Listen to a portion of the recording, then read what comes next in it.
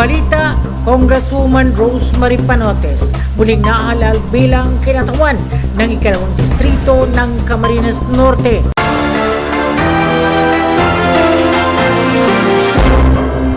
Sa kabila ng matinding tunggalian sa politika, muling nahalal si Rosemary Panotes bilang kinatuwa ng ikalawang distrito ng Camarines Norte matapos talunin ang kanyang pinsan na si Concon Panotes sa halalan 2025 batay sa official result. Si Panotes na kasalukuyang miyembro ng Lakas CMD ay nakakuha ng mas mataas na bilang ng boto kumpara kay Concon Panotes ng NPC ayon sa datos mula sa Commission on Elections o COMELEC. Naniniwala ang kampo ng mambabatas na ang kanyang muling pagkapanalo ay patunay ng patuloy na tiwala ng mga mamamayan sa kanyang liderato at mga programa para sa distrito. Samantala kung nakapagtala ng landslide win, si Panotes gitgita naman ang labanan sa pagitan ni Cathy Barcelona Reyes at Josie Talyado sa congressional race ng unang distrito ng Lalawigan. Muling nasungkit ni re-elected Congresswoman Josie Talyado ang pwesto bilang kongresista ng unang distrito. Para sa CNTV News, Mutia Montenegro.